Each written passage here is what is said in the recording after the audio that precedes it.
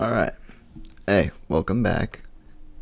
Today we're gonna continue the "In the Buddha's Word" by this guy right here. Not gonna pronounce that. And we're gonna move on to part two, the bringer of light. All right. Let's get into it. Oh wait, yeah. Quick disclaimer. I cannot read. All right. Let's get into it. Introduction. The picture of the human condition that emerges from the Nikayas, as stretched in the preceding chapter, is the background against which the manifestation of the Buddha in the world acquires a heightened and deepened significance. Unless we view the Buddha against this multidimensional background, extending from the most personal and individual exigencies of the present to the vast, impersonal rhythms of cosmic time, any interpretation we may arrive at about his role is bound to be incomplete. Far from capturing the viewpoint of the compilers of the Nikayas, our interpretation will be influenced as much by our own presumptions as by theirs, perhaps even more so. Dependent on our biases and predispositions, we may choose to regard the Buddha as a liberal, ethical reformer of a degenerate Brahmanism, as a great secular humanist, as a radical empiricist, as an existential psychologist, as the prominent of a sweeping agnosticism, or as the precursor of any other intellectual fashion that meets our fancy.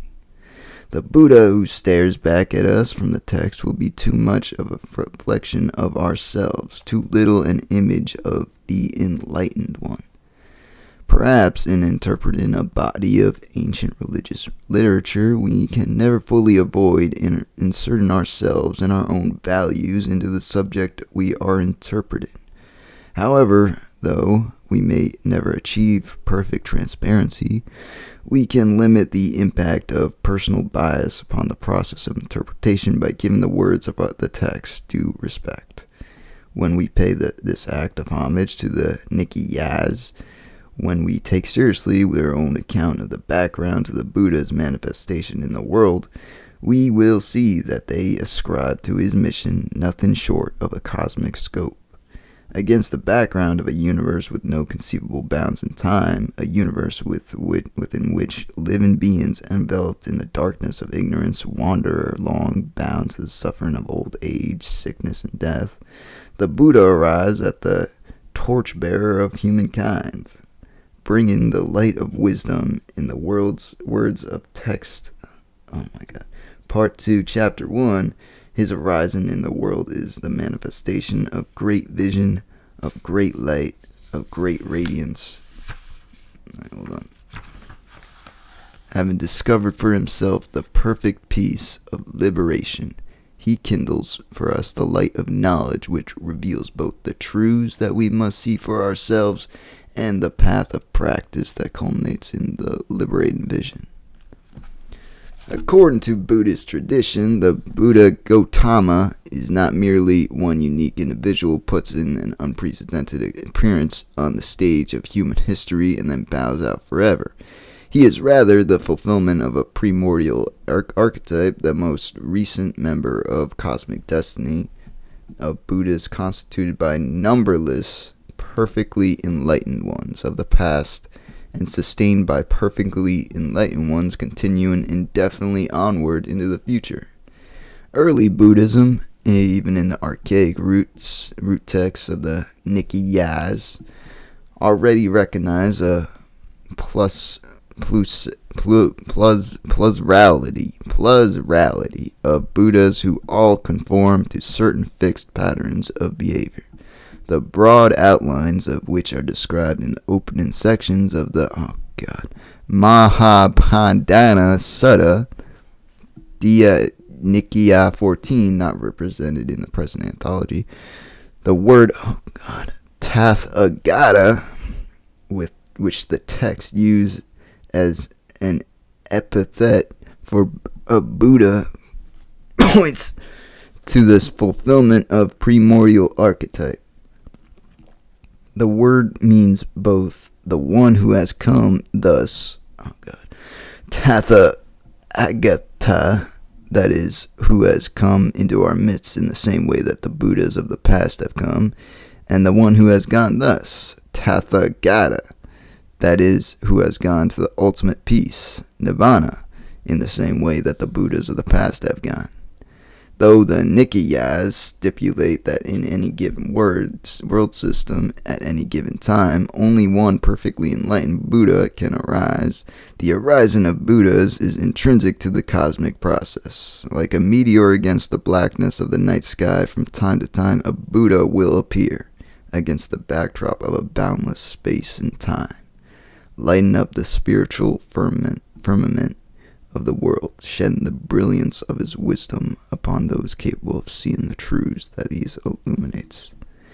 The being who is to become the Buddha is called in Pali Bodhisattva, a word better known in the Sanskrit form Bodhistava, Bodhistava.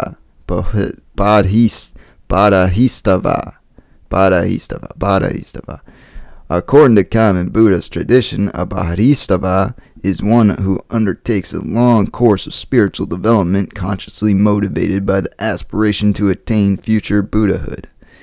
That's not a word. Inspired and sustained by great compassion for living beings mirrored in the suffering of birth and death, a Bodhisattva fulfills over many eons of cosmic time the difficult course needed to fully master the requisites for supreme enlightenment. When all these requisites are complete, he attains Buddhahood in order to establish the Dhamma in the world. A Buddha discovers the long-lost path to liberation, the ancient path traveled by the Buddhas of the past that culminates in the boundless freedom of Nibbana. Having found the path and traveled to its end, he then teaches it in all its fullest to humanity so that many others can enter the way to final liberation. This, however, does not exhaust the function of a Buddha. A Buddha understands and teaches not only the path leading to the supreme state of ultimate liberation, the perfect bliss of Nibbana, but also the paths leading to the various types of wholesome mundane happiness to which human beings aspire. A Buddha proclaims both a path of mundane enhancement that enables sentient beings to plant wholesome roots productive of happiness, peace, and security in the worldly dimensions of their lives, and the path of world transcendence to guide sentient beings to Nibbana. His role is thus much wider than an exclusive focus on the transcendent aspects of his teaching might suggest.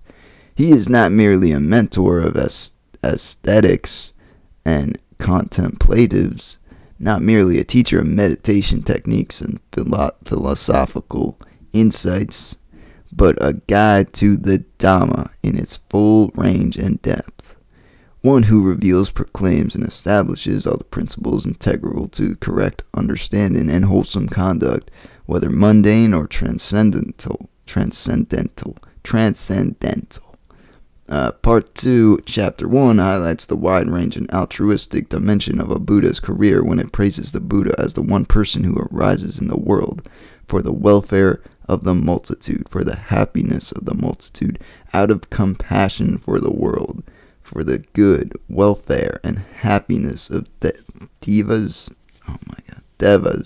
and humans. Alright.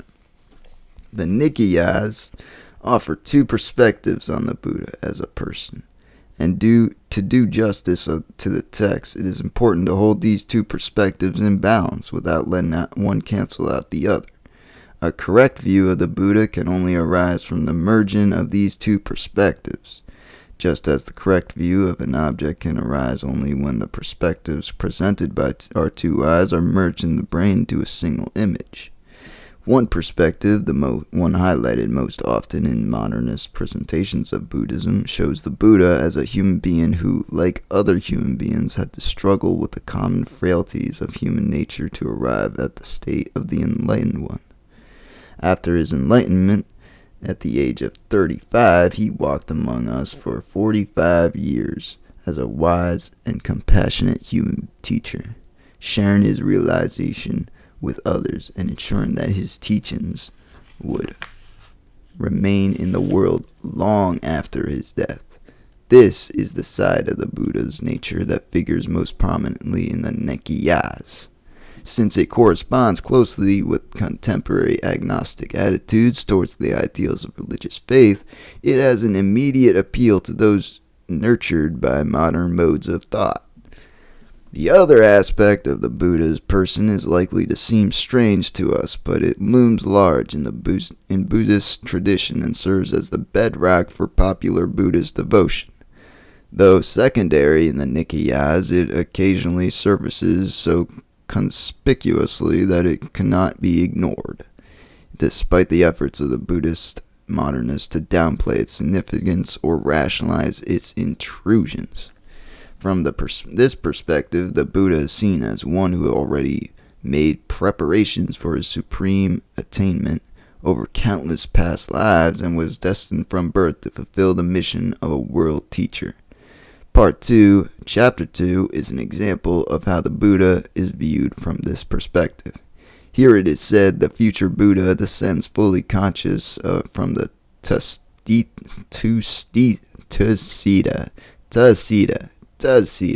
heaven into his mother's womb. His conception and birth are accompanied by wonders. Deities worship the newborn infant, and as soon as he is born, he walks 7 steps and announces his future destiny. Obviously, for the compliers of such a sutta as this, the Buddha was already destined to attain Buddhahood even prior to his conception, and thus his struggle for enlightenment was a battle whose outcome was already predetermined. The final paragraph of the sutta, however, ironically harkens back to the realistic picture of the Buddha. What the Buddha himself considers to be truly wondrous are not the miracles accompanying his conception and birth, but his mindfulness and clear comprehension in the midst of feelings, thoughts, and perceptions. The 3 texts in Section 3 are biographical accounts consistent with this naturalistic point of view. They offer us a portrait of the Buddha, stark in its realism, bare in its naturalism, striking in its ability to convey deep psychological insights with minimal descriptive techniques.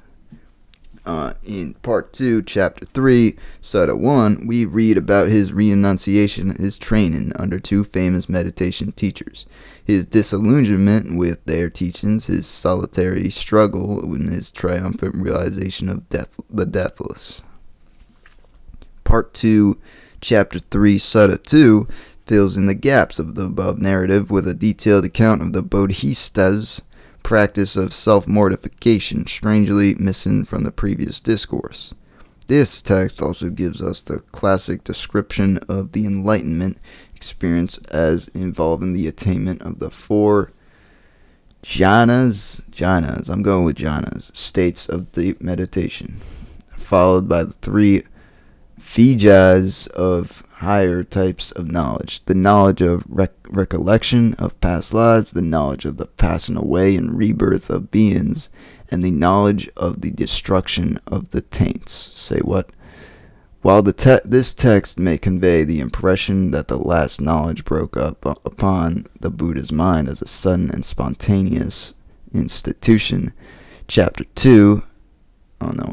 2, Chapter 3, Sutta 3, corrects this impression with an account of the Bodhisattva on the eve of his enlightenment, reflecting deeply upon the suffering of an old age and death.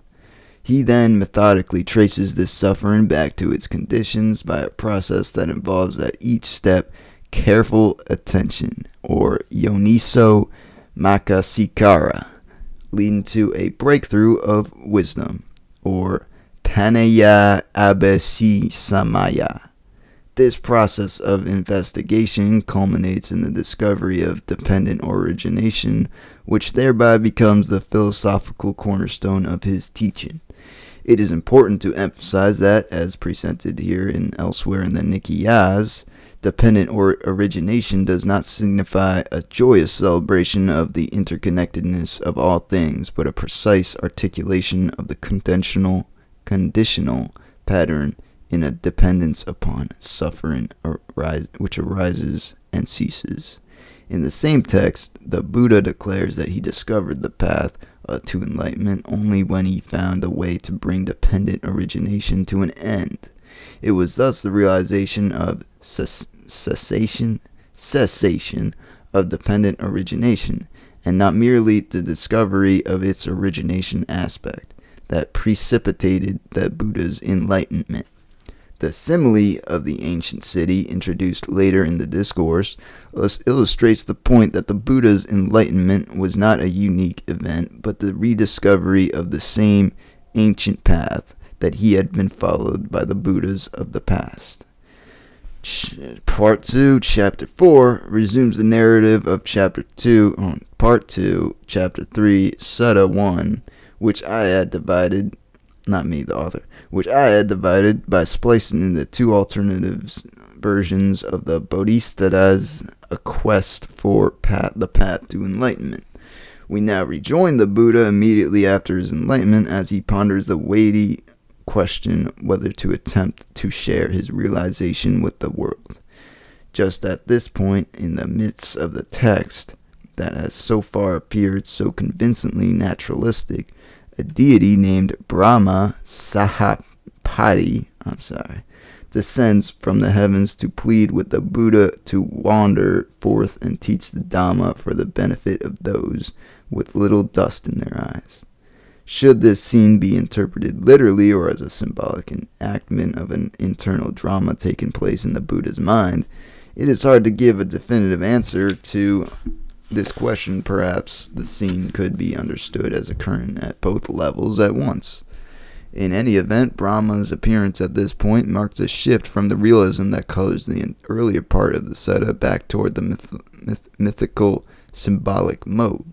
The transition underscores the cosmic significance of the Buddha's enlightenment and his future mission as a teacher. Brahma's appeal eventually prevails and the Buddha agrees to teach. He chooses as the first recipients of his teaching the five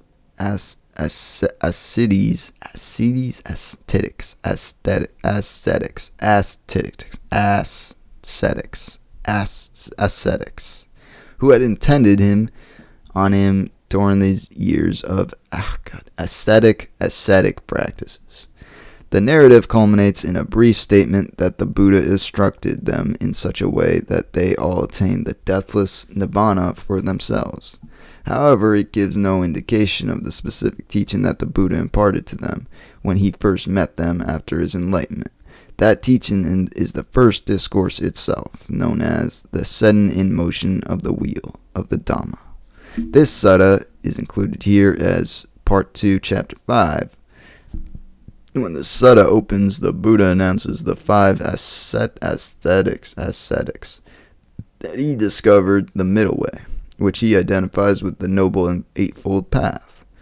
In the light of the preceding biographical account, we can understand why the Buddha should begin his discourse in this way.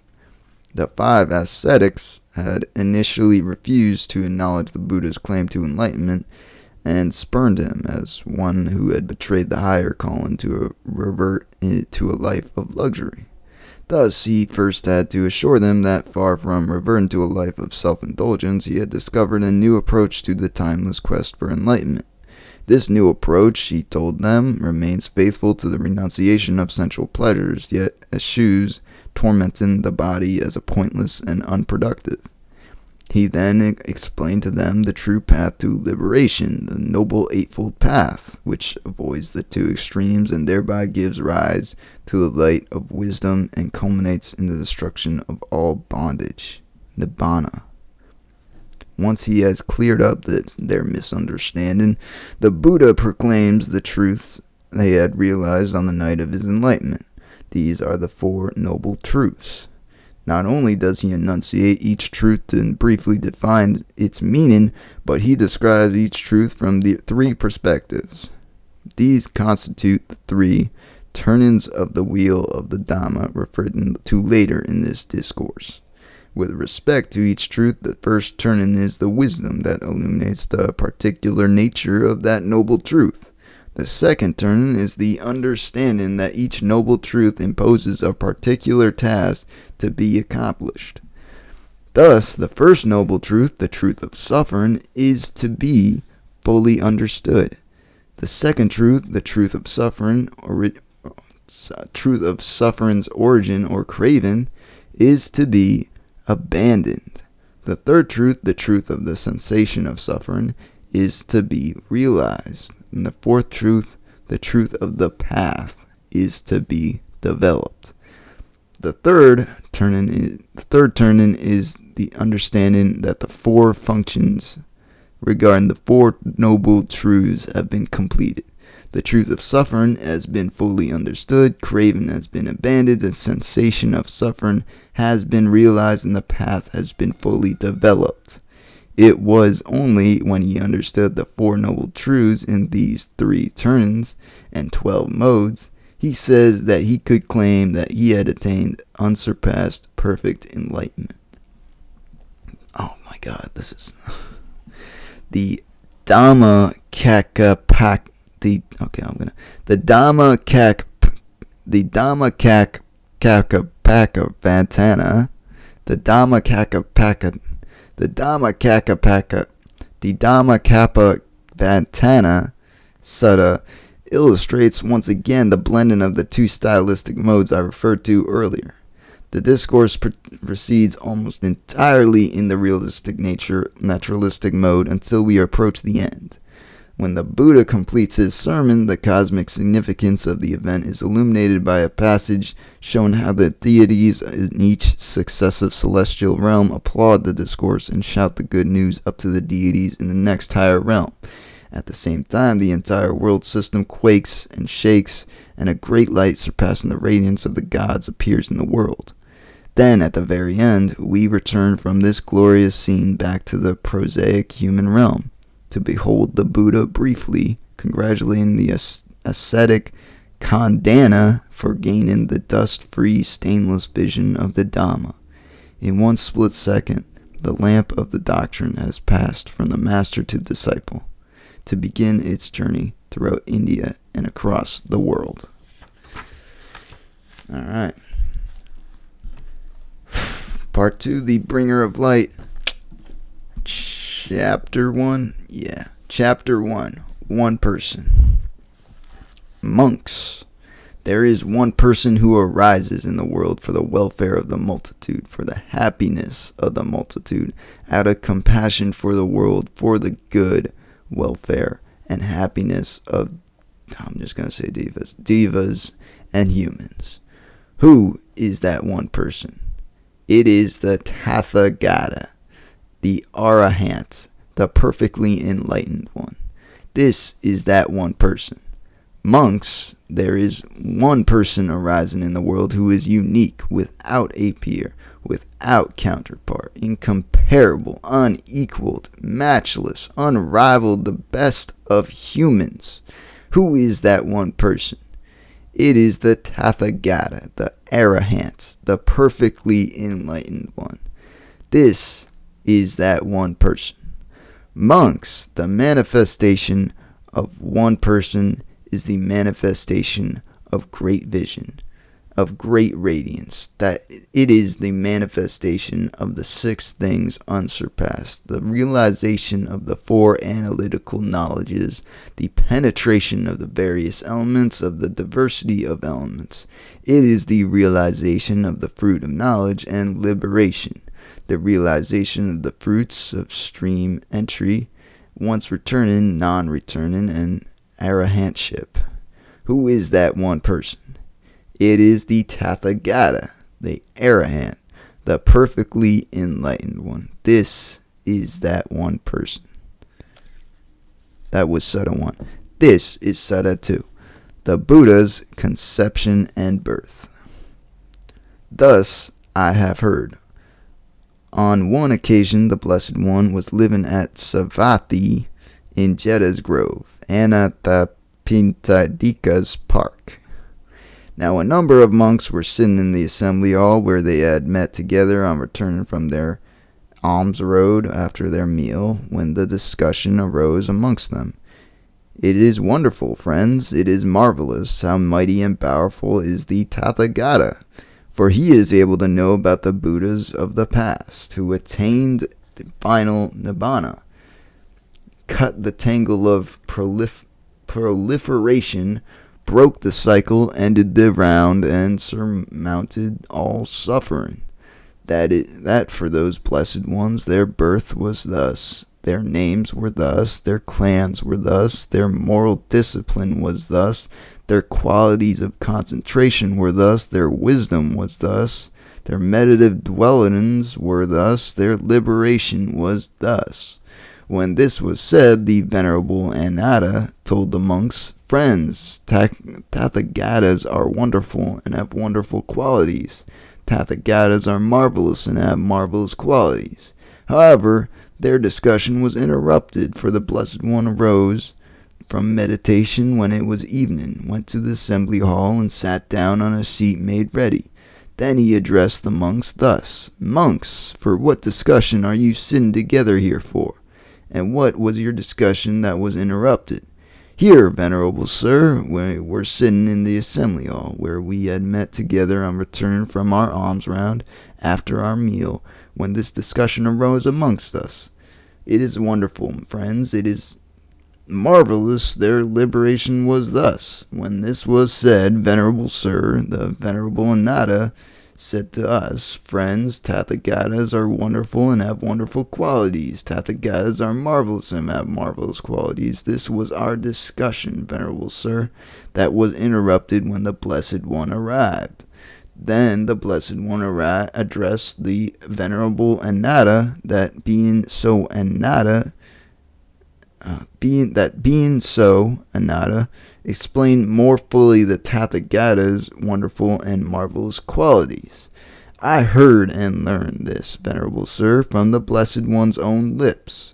Mindful and clearly comprehending Ananda, the Bodhisattva appeared in the Tusita heaven." That mindful and clearly comprehending the Bodhisattva appeared in the Tusita heaven. This I remember as a wonderful and marvelous quality of the Blessed One. I heard and learned this from the Blessed One's own lips. Mindful and clearly comprehending the Bodhisattva remained in the Tusita heaven. This too I remember as a wonderful and marvelous quality of the Blessed One. I heard and learned this from the Blessed One's own lips, for the whole of his lifespan of the Bodhisattva remained in the Tusita heaven. This too I remember as a wonderful and marvelous quality of the Blessed One. I heard and learned this from the Blessed One's own lips. Mindful and clearly comprehending the Bodhisattva passed away from the Tusita heaven and descended into his mother's womb. This too I remember as a wonderful, marvelous quality of the Blessed One. I heard and learned this from the Blessed One's own lips. When the Bodhisattva passed away from the Tusita heaven and descended into his mother's womb, an immeasurable great radiance surpassing the divine majesty of the Devas appeared in the world with its Devas, Mara and Brahma. In this population with its ascetics, and Brahmins with its Devas and human beings, and even in those abysmal world intervals of vacancy, gloom, and utter darkness, where the moon and the sun, mighty and powerful as they are, cannot make their light prevail, there too is an immeasurable great radiance surpassing the divine majesty of the Devas appeared, and the beings reborn there perceived each other by that light. So indeed there are also other beings reborn here.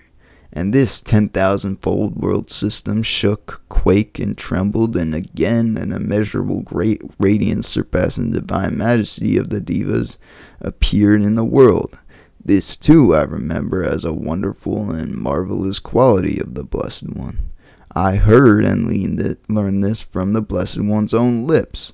When the Bodhisattva had descended into his mother's womb, 4 young divas came to guard him at the 4 quarters so that no humans or non-humans or anyone at all could harm the Bodhisattva or his mother. This too I remember as a wonderful, marvelous quality of the Blessed One. I heard and learned from the Blessed One's own lips.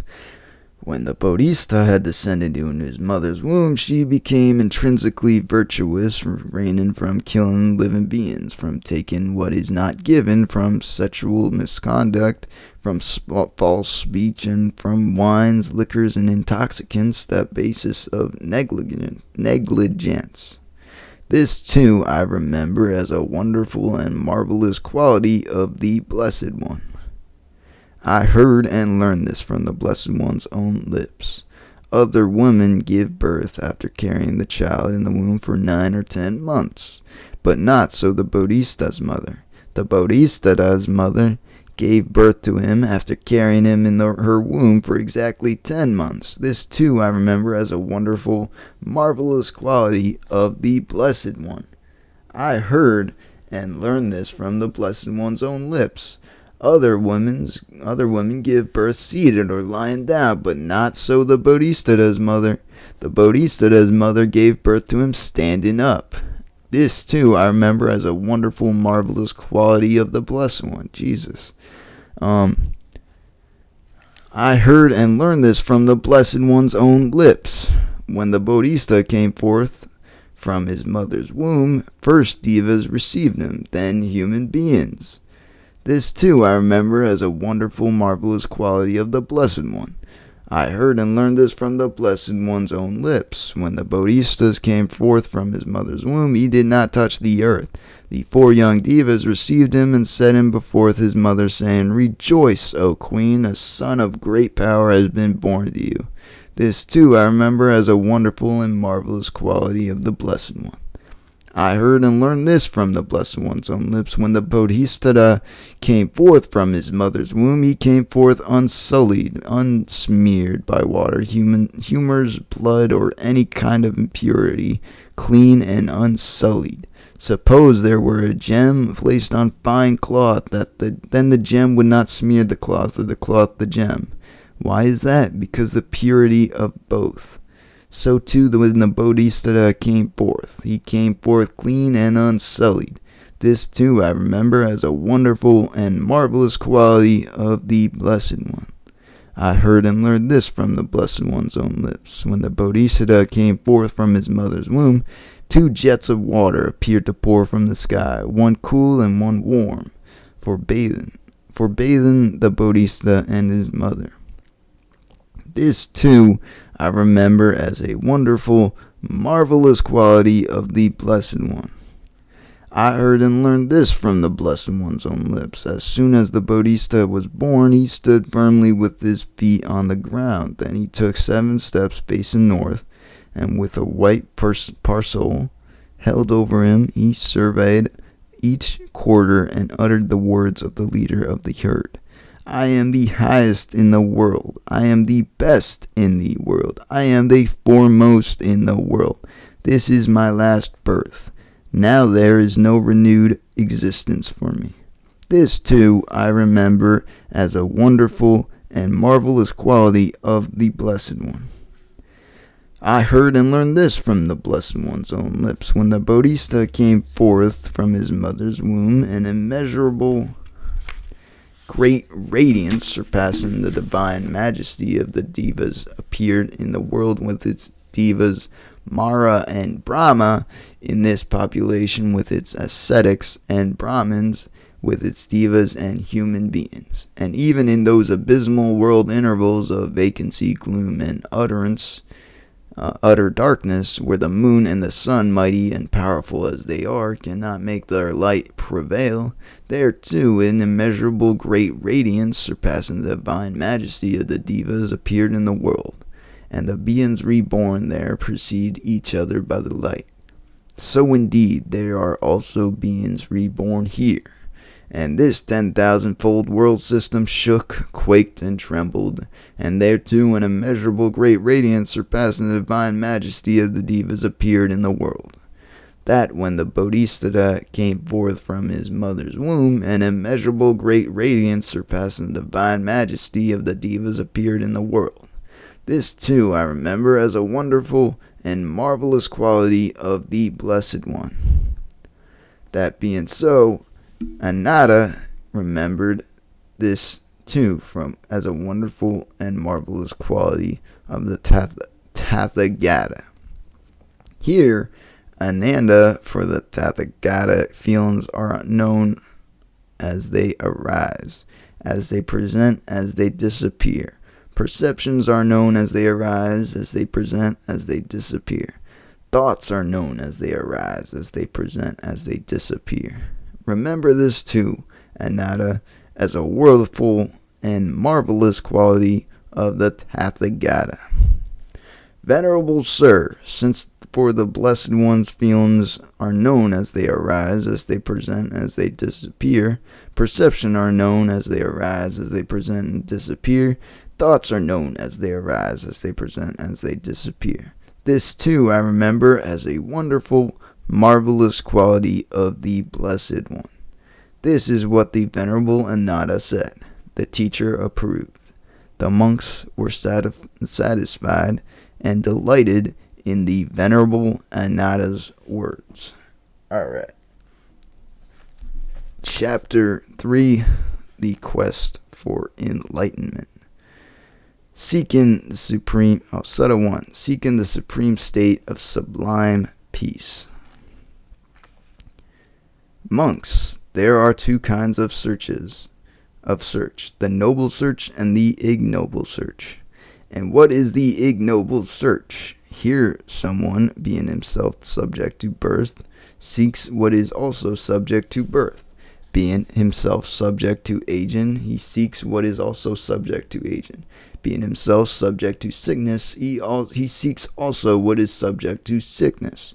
Being himself subject to death, he also seeks things subject to death. Being himself subject to sorrow, he seeks what is also subject to sorrow.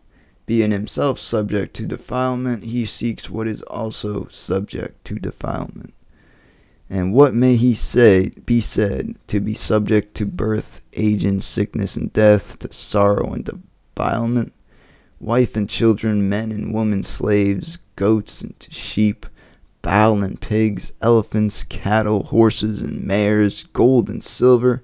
These acquisitions are subject to birth, aging, sickness, and death, to sorrow and defilement. And one who is tied to these things, infatuated with them, and utterly absorbed in them, being himself subject to birth, to sorrow and defilement, seeks what is also subject to birth, to sorrow and defilement. And what is the noble search? Here, someone being himself subject to birth, having understood the danger of what is subject to birth, seeks the unborn supreme security from bondage, or nibbana.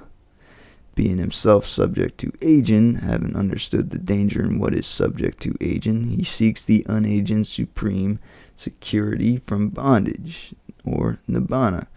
Being himself subject to sickness, having understood the danger in what is subject to sickness, he seeks the unailing supreme security from bondage, or nibbana. Being himself subject to death, having understood the danger in what is subject to death, he seeks the deathless supreme security from bondage, or nibbana. Being himself subject to sorrow, having understood the danger in what is subject to sorrow, he seeks the sorrowless supreme security from bondage, or nibbana. Being himself subject to defilement, having understood the danger in what is subject to defilement, he seeks the undefiled supreme security from bondage, or nibbana. This is the noble search. Monks, before my enlightenment, while I was still only an unenlightened Bodhisattva, I too, being myself subject to birth, sought what was also subject to birth, being myself subject to aging, sickness, death, and sorrow and defilement, I sought what was also subject to age and sickness, death, sorrow, and defilement. Then I considered thus, why being myself subject to birth, do I seek what is also subject to birth? Why being myself subject to age and sickness, death, sorrow, and defilement, do I seek what is also subject to age and sickness, death, sorrow, and defilement? Suppose that being myself subject to birth, having understood the danger in what is subject to birth, I seek the unborn supreme security from bondage, or nibbana. Suppose that being myself subject to age and sickness, death, sorrow, and defilement, having understood the danger in what is subject to age and sickness, death, sorrow, and defilement, I seek the unaging, deathless, sorrowless, and undefiled supreme security from bondage, which is nibbana. Later, while still young, a black-haired young man endowed with the blessings of the youth, in the prime of his life, though my mother and father wished otherwise and wept with tearful faces, I shaved off my hair and beard, put on the Akri robe, and went forth from the home life into homelessness. Having gone forth, monks, in search of what is wholesome, seeking from the supreme state of sublime peace, I went to Alara Kalama,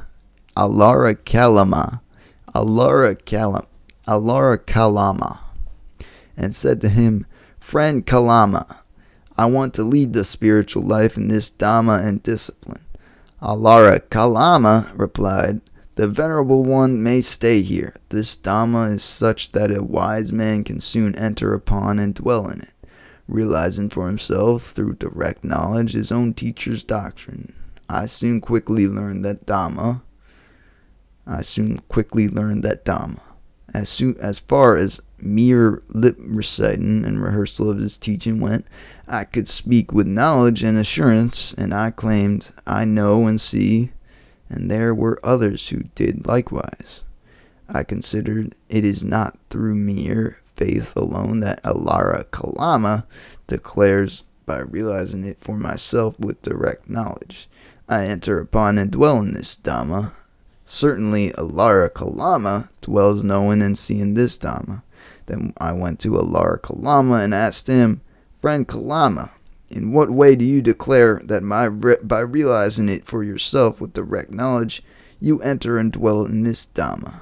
In reply, he declared the base of nothingness. I considered not only Alara Kalama as faith, energy, and mindfulness, concentration, and wisdom. I too have faith, energy, mindfulness, concentration, and wisdom. Suppose I endeavor to realize the Dhamma that Alara Kalama declares he enters upon and dwells in by realizing it for himself with direct knowledge.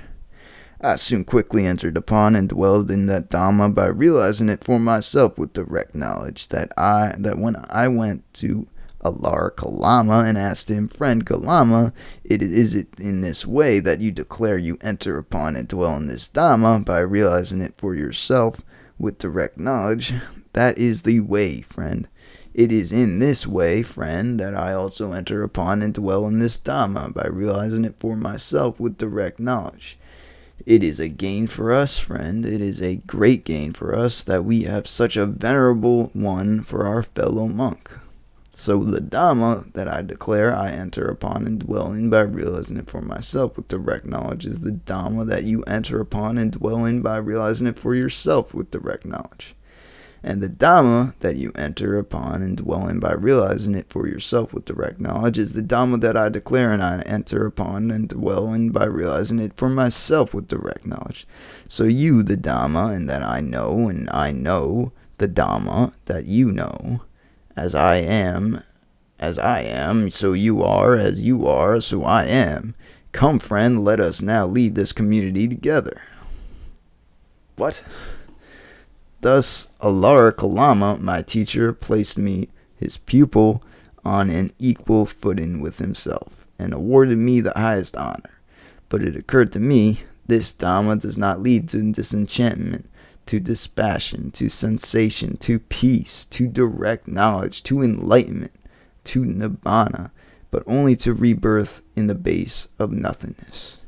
Not being satisfied with the Dhamma, disappointed with it, I left. Still in search monks of what is wholesome, seeking the supreme state of sublime peace, I went to Udaka Ramaputa and said to him, "Friend, I want to lead the spiritual life in this Dhamma and discipline." Udaka Ramaputa replied, "The Venerable One may stay here. This Dhamma is such that a wise man can soon enter upon and dwell in it, himself realizing through direct knowledge his own teacher's doctrine. I soon quickly learned that Dhamma.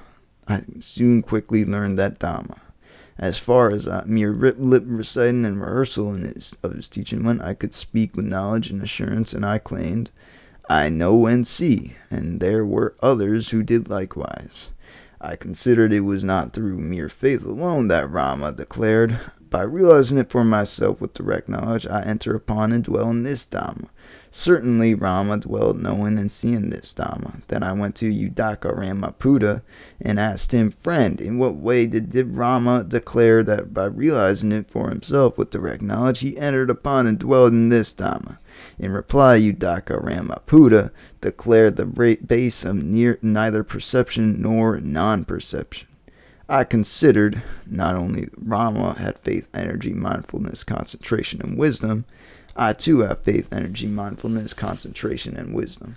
Suppose I endeavor to realize that Dhamma that Rama declared he entered upon and dwelled in by realizing it for himself with direct knowledge. I soon quickly entered upon and dwelled in that Dhamma by realizing it for myself with direct knowledge. Then I went to Udaka Ramaputa and asked him, 'Friend, was it in this way that Rama declared that he entered upon and dwelled in this Dhamma by realizing it for himself with direct knowledge?' 'That is the way, friend. It is in this way, friend, that I also enter and dwell upon in this Dhamma by realizing it for myself with direct knowledge. It is a gain for us, friend. It is a great gain for us that we have such a venerable one for our fellow monk. So the Dhamma that Rama declared he entered upon and dwelled in by realizing it for himself with direct knowledge is the Dhamma that you enter upon and dwell in by realizing it for yourself with direct knowledge. And the Dhamma that you enter upon and dwell in by realizing it for yourself with direct knowledge is the Dhamma that Rama declared he entered upon and dwelled in by realizing it for himself with direct knowledge. So you know the Dhamma that Rama knew, and Rama knew the Dhamma that you know. As Rama was, so are you, and as you are, so was Rama. Come, friend, now lead this community." Thus Udaka Ramaputa, my fellow monk, placed me in this position of a teacher and accorded me the highest honor. But it occurred to me this Dhamma does not lead to this disenchantment, to dispassion, to sensation, to cessation, to peace, to direct knowledge, to enlightenment, to nibbana, but only to rebirth in the base of neither perception nor non-perception. Not being satisfied with that Dhamma, disappointed with it, I left. Still in search, monks, of what is wholesome, seeking the supreme state of sublime peace, I wandered by stages through the Magadhan country until eventually I arrived at Eurovela near Senegama. There I saw an agreeable piece of ground, a delightful grove with a clear flowing river with pleasant smooth banks, and nearby a village for alms resort. I considered this is an agreeable piece of ground. This is a delightful grove with a clear flowing river with pleasant smooth banks, and nearby a village for alms resort. This will serve for the striving of a clansman intent on striving. And I sat down there thinking, this will serve for striving. Then, monks, being myself subject to birth, having understood the danger in what is subject to birth, seeking the unborn supreme security from bondage, or nibbana, I attained the unborn supreme security from bondage, or nibbana. Being myself subject to aging, having understood the danger in what is subject to aging, seeking the unaging supreme security from bondage, nibbana, I attained the unaging supreme security from bondage, nibbana. Being myself subject to sickness, having understood the danger in what is subject to sickness, seeking the unalien supreme security from bondage, nibbana, I attained the unalien supreme security from bondage, or nibbana. Being myself subject to death, having understood the danger in what is subject to death, seeking the deathless supreme security from bondage, or nibbana, I attained the deathless supreme security from bondage, or nibbana. Being myself subject to sorrow, having understood the danger in what is subject to sorrow, seeking this sorrowless supreme security from bondage, or nibbana, I attain the sorrowless supreme security from bondage, or nibbana. Being myself subject to defilement, having understood the danger in what is subject to defilement, seeking that the undefiled supreme security from bondage, or nibbana, I attain the undefiled supreme security from bondage, or nibbana. The knowledge and vision arose in me. My liberation is unshakable. This is my last birth. Now there is more renewed existence. Sutta 2. The realization of the three true knowledges. Sakata asked the Blessed One, Has there never arisen in Master Gotama a feeling so pleasant that it could have invaded his mind and remained? Has there never arisen in Master Gotama a feeling so painful that it could invade his mind and remain? Why not? Agivasana. Here Agivasana, before my enlightenment, while I was still only an enlightened Bodhisattva, I thought household life is crowded and dusty. Life gone forth is wide open. It is not easy while living in a home to lead the holy life utterly perfect and pure as a polished shell. Suppose I shave off my hair and beard, put it on the orchard robe, I can go forth from the home life into homelessness.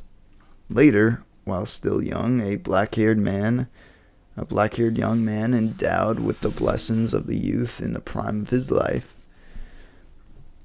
And I sat down there thinking this will serve for striving. Now, these three similes occurred to me spontaneously, never heard before.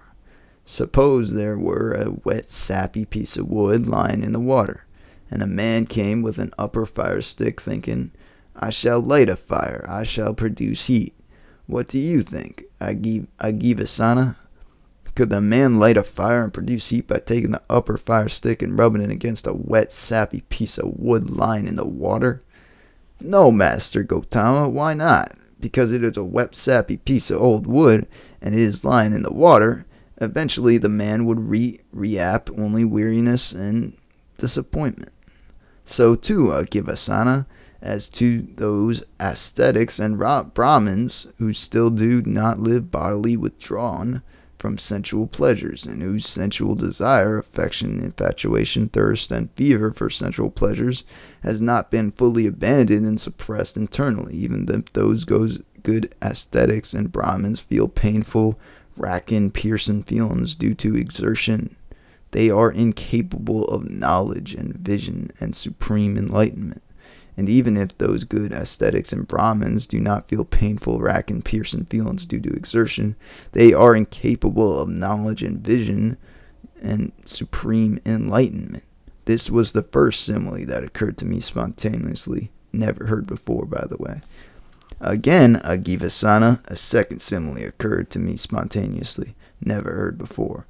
Suppose there were a wet, sappy piece of wood lying on a dry land far from the water, and a man came up with an upper fire stick, thinking, I shall light a fire, I shall produce heat. What do you think, Agivasana? Could the man light a fire and produce heat by taking the upper fire stick and rubbing it against a wet, sappy old piece of wood lying on a dry land far from water? No, Master Gotama, why not? Because it is a wet, sappy piece of old wood, even though it is lying on a dry land far from water. Even the man would reap only weariness and disappointment. So too, Agivasana, as to those ascetics in Brahman who live bodily withdrawn from sensual pleasures, but whose sensual desire, affection, infatuation, thirst, and fever for sensual pleasures has not been fully abandoned and suppressed internally, even if those good ascetics and Brahmins feel painful, rack and piercings feelings due to exertion. They are incapable of knowledge and vision and supreme enlightenment. And even if those good ascetics and Brahmins do not feel painful, rack and piercing feelings due to exertion, they are incapable of knowledge and vision and supreme enlightenment. This was the second simile that occurred to me spontaneously, never heard before, by the way.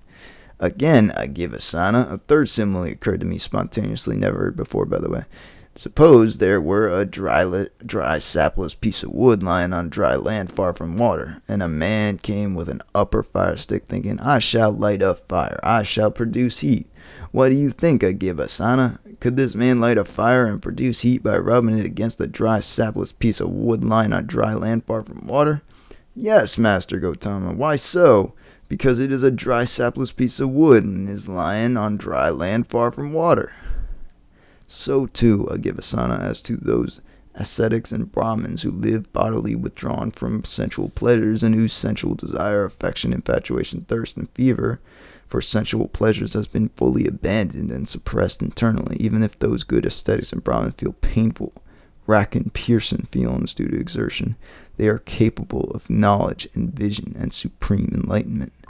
And even if those good ascetics and Brahmins do not feel painful, rack and piercing feelings due to exertion, they are capable of knowledge and vision and supreme enlightenment. This was the third simile that occurred to me spontaneously, never heard before. These are the three similes that occurred to me spontaneously, never heard before, by the way. I thought, suppose with my teeth clenched and my tongue pressed against the roof of my mouth, I beat down, constrain, and crush mind with mind. So with my teeth clenched and my tongue pressed against the roof of my mouth, I beat down, constrained, and crushed mind with mind. While I did so, sweat ran from my armpits, just as strong men might have seized weaker men by the head or shoulders and beat him down, constrain him, and crush him. So too, with my teeth clenched and my tongue pressed against the roof of my mouth, I beat down, constrained, and crushed mind with mind, and sweat ran from my armpits. But although tireless energy was aroused in me and unremitting mindfulness was established, my body was overwrought and strained because I was exhausted by the painful striving. But such painful feeling that arose in me did not invade my mind and remain. I thought, suppose I practiced the breathless meditation, so I stopped in the breaths and out-breaths through my mouth and nose. While I did so, there was a loud sound of winds coming out of my mouth from my ear holes, just as there is a loud sound when the smith's bellow are blown. So too, while I stopped the in-breaths and out-breaths through my nose and ears, there was a loud sound of winds coming out from my ear holes. But although tireless energy was aroused in me and unremitting mindfulness was established, my body was overwrought and strained because I was exhausted by the painful striving. But such painful feeling that arose in me did not invade my mind and remain. I thought, suppose I practice further the breathless meditation. So I stopped the in-breaths and out-breaths through my mouth, nose, and ears. While I did so, violent winds cut through my head, just as if a strong man were pressing against my head with the tip of a sharp sword. So too, while I stopped the in-breaths and out-breaths through my mouth, nose, and ears, violent winds cut through my head. But although tireless energy was aroused in me and unremitting mindfulness was established, my body was overwrought and strained because I was exhausted by the painful striving. But such painful feeling that arose in me did not invade my mind and remain. I thought, suppose I practice further the breathless meditation. So I stopped the in-breaths and out-breaths through my mouth, nose, and ears. While I did so, there were violent pains in my head, just as if a strong man were tightening a tough leather strap around my head as a headband. So too, while I stopped the in-breaths and out-breaths through my mouth, nose, and ears, there were violent pains in my head. But although tireless energy was aroused in me and unremitting mindfulness was established, my body was overwrought and strained because I was exhausted by the painful striving. But such painful feeling that arose in me did not invade my body and remain. I thought, suppose I practiced further the breathless meditation. So I stopped the in-breaths and out-breaths through my mouth, nose, and ears. While I did so, violent winds carved up my belly, just as if a skilled butcher or his apprentice were to carve up an ox's belly with a sharp butcher's knife. So too, while I stopped the in-breaths and out-breaths through my mouth, nose, and ears, violent winds carved up my belly. But although tireless energy was aroused in me and unremitting mindfulness was established, my body was overwrought and strained because I was exhausted by the painful striving. But such painful feeling that arose in me did not invade my mind and remain. I thought, suppose I practiced further the breathless meditation. So I stopped the in-breaths and out-breaths through my mouth, nose, and ears. While I did so, there was a violent burning in my body, just as if two strong men were to seize a weaker man by both arms and roast him over a pit of hot coals. This guy is sadistic. So too, while I stopped the in-breaths and out-breaths through my mouth, nose, and ears, there was a violent burning in my body. But although tireless energy was aroused in me and unremitting mindfulness was established, my body was overwrought and strained because I was exhausted by the painful striving. But such painful feeling that arose in me did not invade my mind and remain. Now, when deities saw me, some said, the ascetic Gautama is dead. Other deities said, the ascetic Gautama is not dead, he is dying. And other deities said, the ascetic Gautama is neither dead nor dying, he is an arahant. For such is the way arahants dwell. I thought, suppose I practice entirely cutting off food. Then deities came to me and said, good sir, do not practice entirely cutting off food. If you do so, we shall infuse heavenly food into the pores of your skin, and this will sustain you. I considered if I claimed to be completely fasting while those deities infuse heavenly food into the pores of my skin, this sustains me, then I shall be lying. So I dismissed those deities, saying there is no need. I thought, suppose I take very little food, a handful each time, whether a bean of soup or lentil soup, or vetch soup or pea soup. So I took very little food, a handful each time, whether a bean soup or lentil soup or vetch soup or pea soup. While I did so, my body reached a state of extreme emancipation. Because of eating so little, my limbs became like the jointed segments of vine stems or bamboo stems. Because of eating this so little, my backside became like a camel's hoof. Because of eating so little, the projections of my spine stood forth like corded beads. Because of eating so little, my ribs jutted out as gaunt and as the crazy rafters of an old roofless barn. Because of eating so little, the gleam in my eyes sank far down in their sockets, looking like the gleam of water that sunk far down in a deep well. Because of eating so little, my scalp shriveled and withered as a green bitter gourd shrivels and withers in the wind and sun. Because of eating so little, my belly skin adhered to my backbone. Thus, if I touched my belly skin, I encountered my backbone, and if I touched my backbone, I encountered my belly skin. Because of eating so little, if I defecated or urinated, I fell over on my face there. Because of eating so little, if I tried to ease my body by rubbing my limbs with my hands, the hair, rotted at its roots, fell from my body as I rubbed. Now, when people saw me, some said the ascetic Gautama is black. Other people said the ascetic Gautama is not black, he is brown. Other people said the ascetic Gautama is neither black nor brown, he is golden-skinned. So much had the clear, bright color of my skin deteriorated through eating so little. I thought, whatever ascetics or Brahmins in the past have experienced painful, racking, piercing feelings due to exertion, this is the utmost There is none beyond this, and whatever aesthetics and Brahmin in the future will experience painful, rack and piercing feelings due to exertion, this is the utmost. There is none beyond this. And whatever aesthetics and Brahmins at the present experience painful, rack and piercing feelings due to exertion, this is the utmost. There is none beyond this. But by this rack and practice of austerities, I have not attained any superhuman distinction in knowledge and vision worthy of the noble ones. Could there be another path to enlightenment? I recall that when my father, the Sakyan, was occupied while I was sitting in the cool shade of a rose apple tree, secluded from sensual pleasures, secluded from the unwholesome states, I entered and dwelled in the first jhana, which is accompanied by thought and examination, with rapture and happiness born of seclusion.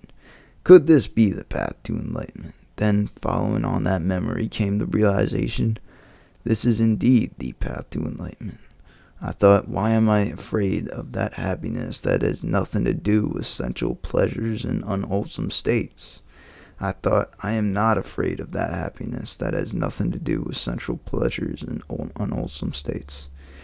I considered it is not easy to attain that happiness with a body so excessively emancipated. Suppose I ate some solid food, some boiled rice and porridge, and I ate some solid food, some boiled rice and porridge. Now that sentence repeated itself. That wasn't me. That now at that time 5 monks were waiting upon me, thinking, if our ascetic Gautama achieves some higher state, he will inform us. But when I ate the boiled rice and porridge, the 5 monks were disgusted and left me thinking, the ascetic Gautama now lives luxuriously. He has given up his striving and reverted to luxury. Now when I had eaten solid food and regained my strength, then secluded from sensual pleasures, secluded from unwholesome states, I had entered and dwelled in the first jhana, which is accompanied by thought and examination, with rapture and happiness, born of seclusion, but such pleasant feeling that arose in me did not invade my mind and remain. With the subsiding of thought and examination, I entered and dwelled in the second jhana, which has internal confidence and unification of mind, is without thought or examination, and has rapture and happiness, born of concentration. But such pleasant feeling that arose in me did not invade my mind and remain. With the fading away as well as rapture, I dwelled equanimous,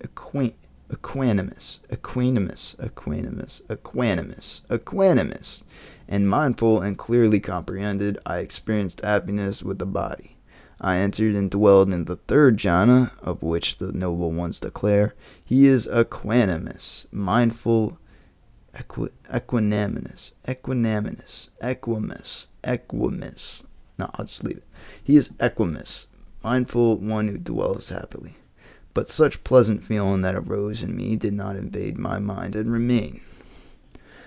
With the abandoning of pleasure and pain, and with the previous passing away of joy and displeasure, I entered and dwelled in the fourth jhana, which is neither painful nor pleasant, and includes the purification of mindfulness by equanimity. But such pleasant feeling that arose in me did not invade my mind and remain. When my mind was thus concentrated, purified, bright, unblemished, rid of imperfection, malleable, wieldly, steady, and attained to imperturbability, I directed it to knowledge of the recollection of past lives. I recollected my manifold past lives, that is, 1 birth, 2 births, 3 births, 4 births, 5 births, 10 births, 20 births, 30 births, 40 births, 50 births, and 100 births, 1,000 births, 100,000 births, many eons of world contraction, many eons of world expansion, many eons of world contraction and expansion. There I was so named, of such a clan, with such of an appearance, such was my nutriment, such my experience of pleasure and pain, such my lifespan, and passing away from there, I was reborn elsewhere, And thereto I was so named, of such a clan, with such an appearance, such my nutriment, such my experience of pleasure and pain, such my lifespan, and passing away from there I was reborn here. Thus, with their aspects and particulars, I recollected my manifold past lives. This was the first true knowledge attained by me in the first watch of the night. Ignored was banished, and true knowledge arose. Darkness was banished, and light arose, as happens in the one who dwells diligent, ardent, and resolute. But such pleasant feeling that arose to me did not invade my mind and remain. When my mind was thus concentrated, purified, bright, unblemished, rid of imperfection, malleable, wieldy, and steady, and attained to imperturbability, I directed it to knowledge of the passing away and rebirth of beings. With the divine eye, which is purified and surpasses the human, I saw beings passing away and being reborn, inferior and superior, beautiful and ugly, fortunate and unfortunate. And I understood how beings fare on according to their actions thus. These beings who behaved wrongly by body, speech, and mind, who reviled, and the noble ones held wrong view and undertook actions based on wrong view, with the breakup of the body after death, has been reborn in a state of misery, in a bad destination in the lower world, in hell. But these beings who behaved well by body, speech, and mind, who did not revile the noble ones, who held right view and undertook action based on right view, with the breakup of the body after death, have been reborn in a good destination, in a heavenly world. Thus, with the divine eye, which is purified and surpasses the human, I saw beings passing away and being reborn, inferior and superior, beautiful, ugly, fortunate and unfortunate, and I understood how beings fare on according to their actions. This was the second true knowledge attained by me in the middle watch of the night. Ignorance was banished, and true knowledge arose. Darkness was banished, and light arose, as happens in one who dwells diligent, ardent, and resolute. But such pleasant feeling that arose in me did not invade my mind and remain. When my mind was thus concentrated, purified, bright, unblemished, rid of imperfection, malleable, wieldy, and steady, and attained to imperturbability, I directed it to the knowledge of the destruction of the taints. I directly knew it as actually is. This is suffering. This is the origin of suffering. This is the cessation of suffering. This is the way leading to the cessation. This is the way leading to cessation of suffering. I directly knew it as it actually is. These are the taints. This is the origin of the taints. This is the cessation of the taints. This is the way leading to the cessation of these taints. When I knew and saw thus, my mind was liberated from the taint of sensual desire, from the taint of existence, and from the taint of ignorance. When it was liberated, there came the knowledge. It was liberated, I directly knew. Birth is destroyed. The spiritual life has been lived, and what had to be done has been done. There is no more coming back to any state of being. This was the third true knowledge attained by me in the last watch of the night. Ignorance was banished, and true knowledge arose. Darkness was banished, and light arose, as happens in one who dwells diligent, ardent, and resolute. But such pleasant feeling that arose in me did not invade my mind and remain. Sutta 3, I believe. The Ancient City. Monks, before my enlightenment, while I was still a Bodhisattva, not yet fully enlightened, it occurred to me, alas, this world has fallen into trouble, in that it is born, ages, and dies. It passes away and is reborn, yet it does not understand the escape from this suffering, headed by aging and death. When now will an escape be discerned from this suffering headed by aging and death? Then, monks, it occurred to me, when what exists does aging and death come to be? By what is aging and death conditioned? Then, monks, through careful attention, there took place in me a breakthrough by wisdom. When there is a birth of aging and death comes to be, aging and death as birth in it as its condition. Then, monks, it occurred to me, what exists does birth come to? Existence, clinging, craving, feeling, con and form,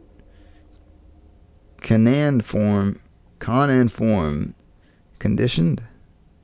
Then, monks, through careful attention, there took a place in me a breakthrough by wisdom. When there is consciousness, name and form comes to be. Name and form as consciousness as its condition. Then, monks, it occurred to me that what exists does consciousness come to be. By what is consciousness conditioned? Then, monks, through careful attention, there took place in me a breakthrough by wisdom. When there is a name and form, consciousness comes to be. Consciousness has name and form as its condition. Then, monks, it occurred to me, thus consciousness turns back. It does not go further than name and form. It is to the extent that one may be born and age and die, pass away and be reborn. That is when there is consciousness with name and form as its condition, and name and form with consciousness as its condition. With name and form as condition, these 6 sense bases, with the 6 sense bases as condition, contact, such as the origin of this whole mass of suffering. Origination. Thus, monks, in regard to things unheard before, then there arose in me a vision, knowledge, wisdom, penetration, and light. Then, monks, it occurred to me, when what does not exist does aging and death not come to be. With the cessation of what does the sensation of aging and death come about? Then, monks, through careful attention, there took a place in me a breakthrough by wisdom.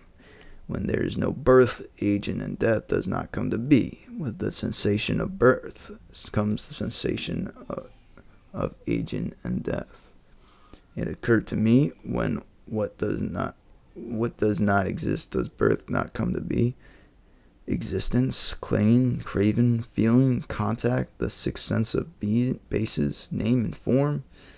With the sensation of what does the sensation of name and form come about, the monks come through careful attention. There took place in me a breakthrough by wisdom. When there is no consciousness, name and form does not come to be. With the sensation of consciousness comes sensation of name and form.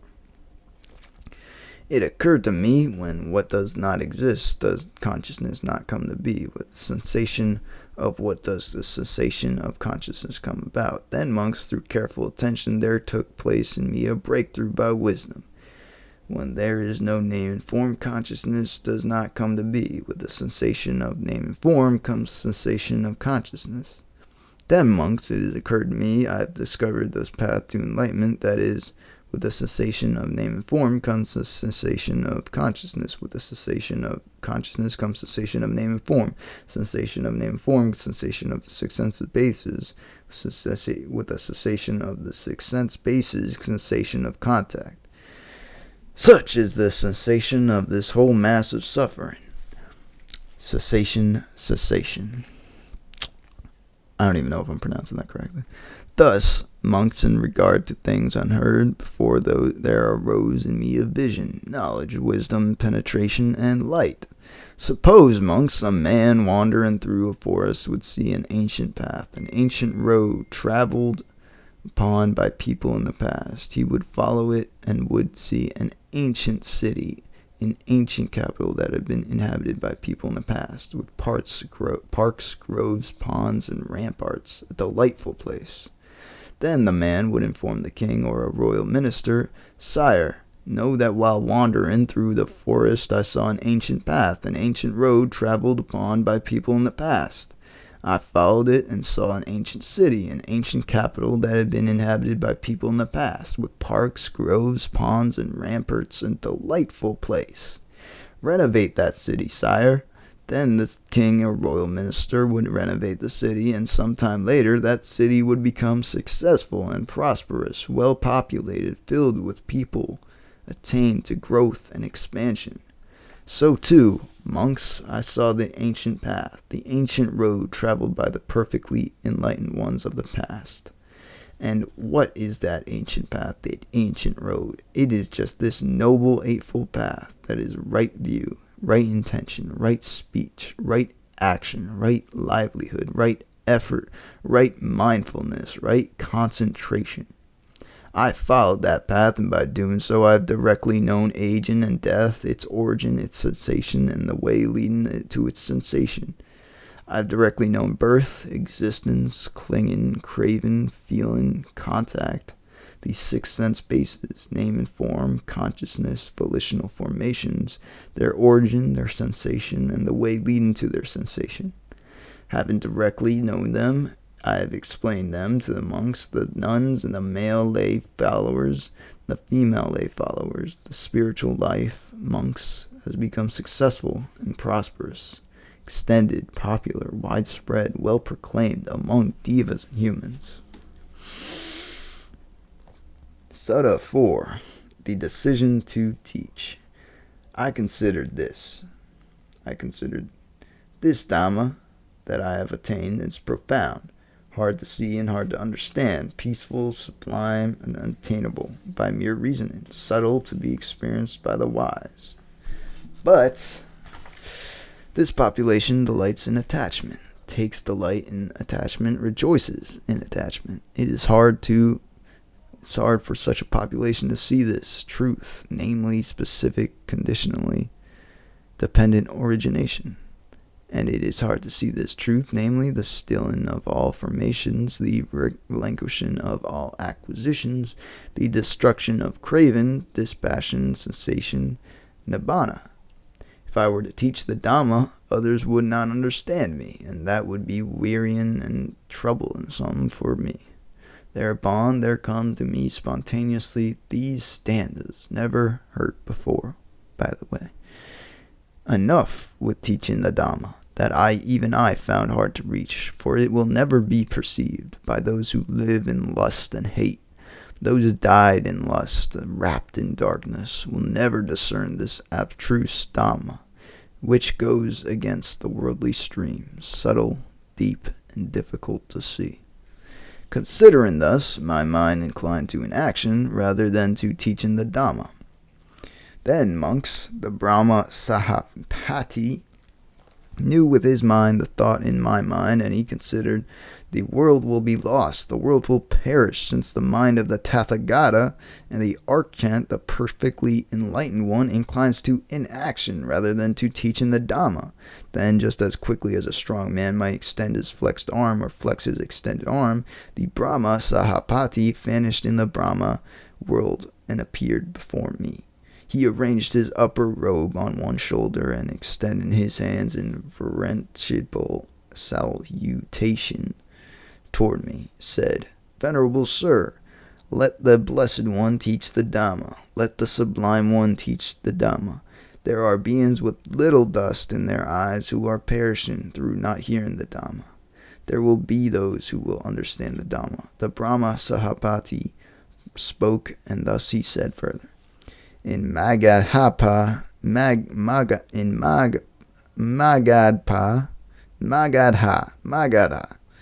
there have appeared till now impure teachings devised by those still stained.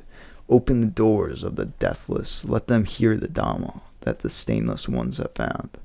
Just as one who stands on a mountain peak can see below the people all around, so, O wise ones, all-seeing sage, ascend the palace of the Dhamma. Let the sorrowless one survey the human breed, engulfed in sorrow, overcome by birth and old age.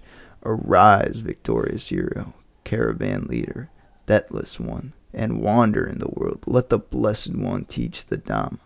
There will be those who will understand. Then I listened to the Brahma's pleading, and out of compassion for beings I surveyed the world with the eye of the Buddha. Surveying all the world with an eye of a Buddha, I saw beings with little dust in their eyes and with much dust in their eyes, with keen faculties and with dull faculties, with good qualities and bad qualities, easy to teach, hard to teach, some who dwelled who see in fear and blame in the other world, just as in a pond, blue or on red or white lotuses. Some lotuses that are born and grow in the water thrive immersed in the water without rising out of it, and some other lotuses that are born and grow in the water rest on the water's surface, and some other lotuses that are born and grow in the water rise out of the water and stand clear, unwetted by it. So too, surveying the world with the eye of the Buddha, I saw beings with little dust in their eyes and with much dust in their eyes, with keen faculties and with dull faculties, with good qualities and bad qualities, easy to teach and hard to teach, and some who dwelled seeing their fear and blame in the other world. Then I replied to the Brahma Sapati in stanzas. Open for them are the doors to the deathless. Let those with ears now show their faith. Thinking it would be troublesome, O Brahma, I did not speak the Dhamma, subtle and sublime. Then the Brahma Sapati thought the Blessed One has consented to my request that he teach the Dhamma, and after paying homage to me, keeping me on the right, he thereupon departed at once.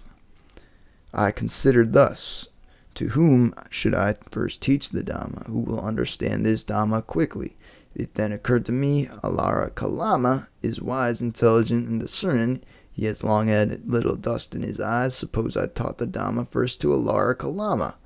He will understand it quickly. Then deities approached me and said, Venerable Sir, Alara Kalama died 7 days ago. And the knowledge and vision arose in me. Alara Kalama died 7 days ago. I thought Alara Kalama's loss is a great one. If he had heard this Dhamma, he would have understood it quickly. I considered thus, to whom should I first teach the Dhamma? Who will understand the Dhamma quickly? Then occurred to me, Uddaka Ramaputta is wise, intelligent, and discerning. He has long had little dust in his eyes. Suppose I taught the Dhamma first to Uddaka Ramaputta. He will understand it quickly. Then deities approached me and said, Venerable Sir, Uddaka Ramaputta died last night, and the knowledge and vision arose in me. Uddaka Ramaputta died last night. I thought Uddaka Ramaputta's loss is a great one. If he had heard this Dhamma, he would have understood it quickly. I considered thus, to whom should I first teach the Dhamma? Who will understand this Dhamma quickly? It is then occurred to me. The monks of the group of 5 who attended upon me while I was engaged in my striving were very helpful. Suppose I taught the Dhamma first to them. Then I thought, where in the monks of the group of 5 now living? And with divine eye, which is purified and surpasses the human, I saw that they were living at the Baransai, in the deer park at Isipatana. Then, monks, when I had stayed at Urovela as long as I chose, I set out to wander by stages to Baransai, between Gaya and the body, and Ajivata Upaka saw me on the road and said, Friend, your faculties are clear. The color of your skin is pure and bright. Under whom have you gone forth, friend? Who is your teacher? Whose Dhamma do you profess? I replied to the Ajivaka Upaka in stanzas. I am the one who has transcended all, a knower of all, unsullied among all things, renouncing all, by cravens ceasing freed. Having known this all for myself, to whom should I point as a teacher? I have no teacher, and one like me exists nowhere in the world, with all its devas, because I have no person for my counterpart, for I am the errant one in the world. I am the teacher supreme. I alone am a perfectly enlightened one, whose fires are quenched and extinguished. I go to the city of Kasi to set in motion the wheel of Dhamma. In a world that has become blind, I go to beat the drum of the deathless. By your claims, friend, you ought to be universal victor. The victors are those like me, who have won the destruction of taints. I have vanquished all evil states. Therefore, Upaka, I am a victor. When this was said, the Ajivaka Upaka said, May it be so, friend. Shaking his head, he took a bypath and departed. Then, monks, wandering by stages, I eventually came to Baron Sai, to the deer park at Isipatana. I approached the monks of the group of 5. The monks saw me coming in the distance, and they agreed among themselves thus: "Friends, here comes the ascetic Gautama, who lives luxuriously, who gave up his striving and reverted to luxury. We should not pay homage to him, or rise up for him, or receive his bowl and outer robe, but a seat may be prepared for him. If he likes, he may sit down." However, as I approached, those monks found themselves unable to keep their pact. One came to meet me and took my bowl and outer robe. Another prepared a seat, and another set out water for my feet. However, they addressed me by name and as friend. Thereupon I told them, "Monks do not address the Tathagata by name and as friend. The Tathagata is an errant, a perfectly enlightened one. Listen, monks, the deathless had been attained. I shall instruct you. I shall teach you the Dhamma, practicing as you are instructed, by realizing it for yourselves here. And now, through direct knowledge, you will soon enter and dwell in that supreme goal of the holy life, for the sake of which clansmen rightly go forth from the home life into homelessness." When this was said, the monks of the group of 5 answered me thus: "Friend Gautama, by this conduct, the practice, the performance of austerities that you undertook, you did not achieve any superhuman distinction in knowledge and vision worthy of the noble ones, since you now live luxuriously, having given up your striving and reverted to luxury. How could you have achieved any superhuman distinction in knowledge and vision worthy of the noble ones?" When this was said, I told them, The Tathagata does not live luxuriously, nor has he given up striving and reverted to luxury. The Tathagata is an errant, a perfectly enlightened one. Listen, monks, the deathless has been attained, from the home life into homelessness. A second time, the monks of the group of 5 said to me, "Friend Gautama, how could you have achieved any superhuman distinction in knowledge and vision worthy of the noble ones?" A second time I told them that Tathagata does not live luxuriously, from the home life into homelessness. A third time, the monks of the group of 5 said to me, "Friend Gautama, how could you have achieved any superhuman distinction in knowledge and vision worthy of the noble ones?" When this was said, I asked them, "Monks, have you ever known me to speak like this before?" And they said, "No, venerable sir." "Monks, the Tathagata is an inherent, a perfectly enlightened one. Listen, monks, the deathless has been attained. I shall instruct you. I shall teach you the Dhamma, practicing as you are instructed, by realizing it for yourselves here and now through direct knowledge. You will soon enter and dwell in that supreme goal of the holy life, for the sake of which clansmen rightly go forth from the home life into homelessness." And I was able to convince the monks of the group of 5. And then I sometimes instructed 2 monks, while the other 3 went for alms, and the 6 of us lived on what those 3 monks brought back from their alms ground. Sometimes I instructed 3 monks, while the other 2 went for alms, and the 6 of us lived on what those 2 monks brought back from their alms ground. Then the monks of the group of 5 that thus taught and instructed by me, being themselves subject to birth, having understood the danger in what is subject to birth, seeking to unborn supreme security from bondage or nibbana, attained the unborn supreme security of bondage or nibbana. Being themselves subject to aging, sickness, death, sorrow, and defilement, having understood the danger in what is subject to aging, sickness, death, sorrow, and defilement, seeking the unaging, unailing, deathless, sorrowless, and undefiled supreme security from bondage or nibbana, they attain the unaging, unailing, deathless, sorrowless, and undefiled supreme security from bondage or nibbana. The knowledge and vision arose in them. Our liberation is unshakable. This is our last birth. Now there is no more renewed existence. The Sutta 5, or Chapter 5, the first discourse. Thus have I heard, on one occasion the Blessed One was dwelling at Baransai, in the deer park at Isipatana. There the Blessed One addressed the monks of the group of 5 thus: "Monks, these 2 extremes should not be followed by one who has gone forth into homelessness." "What 2?" the pursuit of sensual happiness and sensual pleasures, which is low, vulgar, the way of worldlings, and ignoble and unbeneficial, and the pursuit of self-mortification, which is painful, ignoble, unbeneficial. Without veering toward either of these extremes, the Tathagata has awakened to the middle way, which gives rise to vision, which gives rise to knowledge and leads to peace, to direct knowledge, to enlightenment, to nibbana. And what, monks, is that middle way awakened to by the Tathagata? It is this noble eightfold path, that is right view, right intention, right speech, right action, right livelihood, right effort, right mindfulness, right concentration. This, monks, is that middle way awakened by the Tathagata, which gives rise to vision, which gives rise to knowledge, and leads to peace, to direct knowledge, to enlightenment, to nibbana. Now this, monks, is the noble truth of suffering, which birth is suffering, aging is suffering, illness is suffering, death is suffering, union, what is displeasing is suffering, separation from what is pleasing is suffering, not to get what one wants is suffering. In brief, the 5 aggregates subject to clinging are suffering.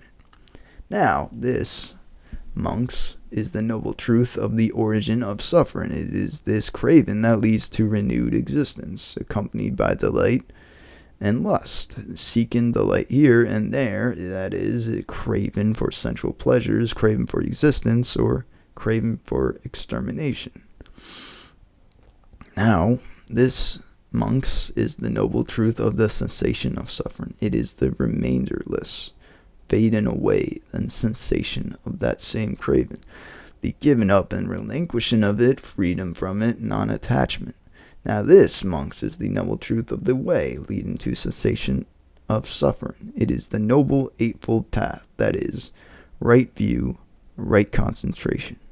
This is the noble truth of suffering. Thus, monks, in regard to things unheard before, there arose in me vision, knowledge, wisdom, and penetration and light. This noble truth of suffering is to be fully understood. Thus, monks, in regard to things unheard before, there arose in me vision, knowledge, wisdom, penetration, and light. This noble truth of suffering has been fully understood. Thus, monks, in regard to things unheard before, there arose in me vision, knowledge, wisdom, penetration, and light. This is the noble truth of the origin of suffering. Thus, monks, in regard to things unheard before, there arose in me vision, knowledge, wisdom, penetration, and light. This noble truth of the origin of suffering is to be abandoned. Thus, monks, in regard to things unheard before, there arose in me vision, knowledge, wisdom, penetration, and light. This noble truth of the origin of suffering has been abandoned. Thus, monks, in regard to things unheard before, there arose in me vision, knowledge, wisdom, penetration, and light. This is the noble truth of cessation of suffering. Thus, monks, in regard to things unheard before, there arose in me vision, knowledge, wisdom, penetration, and light. This noble truth of the sensation of suffering is to be realized. Thus, monks, in regard to things unheard before, there arose in me vision, knowledge, wisdom, penetration, and light. This noble truth of the sensation of suffering has been realized. Thus, monks, in regard to things unheard before, there arose in me vision, knowledge, wisdom, penetration, and life. This is the noble truth of the way leading to cessation of suffering. Thus, monks, in regard to the things unheard before, there arose in me vision, knowledge, wisdom, penetration, and life. This noble truth is the way leading to cessation of suffering, is to be developed. Thus, monks, in regard to things unheard before, there arose in me a vision, knowledge, wisdom, penetration, and light. This noble truth of the way leading to the sensation of suffering has been developed as monks. In regard to things unheard before, there arose in me a vision, knowledge, wisdom, penetration, and light. So long, monks, as my knowledge and vision of these 4 noble truths they realize are in their 3 phases and 12 aspects, was not thoroughly purified in this way. I did not claim to have awakened into the unsurpassed, perfectly enlightenment in this world, with its devas, Mara, and Brahma in this population, with its ascetics and Brahmin, and its devas and humans. But when my knowledge and vision of these 4 noble truths as they really are, they're in their 3 phases and 12 aspects, were thoroughly purified in this way, then I claim to have awakened to the unsurpassed perfect enlightenment in this world with its devas, Mara, and Brahma, in this population with aesthetics and Brahman, its devas and humans. The knowledge and vision arose in me. Unshakable is the liberation of my mind. This is my last birth. Now there is no more renewed existence. This is what the Blessed One said. Elated, the monks of the group of 5 delighted in the Blessed One's statement. And while this discourse was being spoken, there arose in the Venerable Kondana the dust-free, stainless vision of the Dhamma. Whatever is subject to the origination is all subject to cessation. Cessation.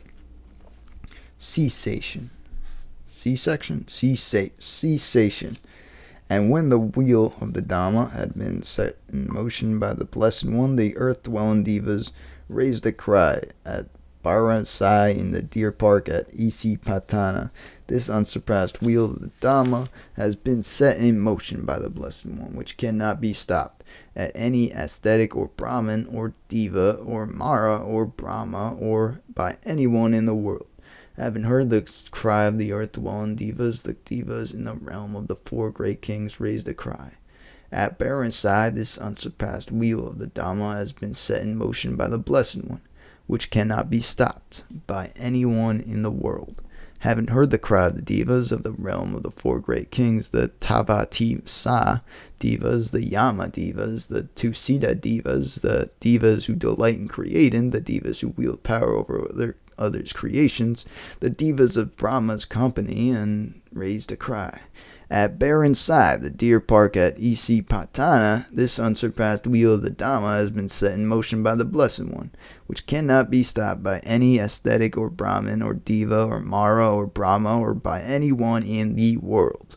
Thus, at the moment, at that instant, at the second cry, they cry, spread as far as the Brahma world, and this 10,000-fold world system shook, quaked, and trembled, and an immeasurable great radiance surpassing the divine majesty of the devas appeared in the world.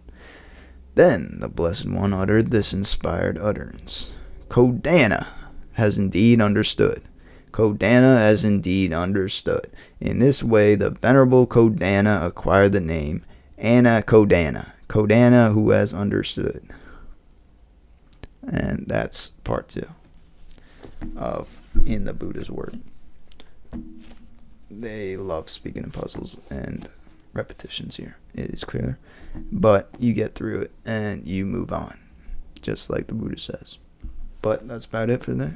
I'll see you in part 3.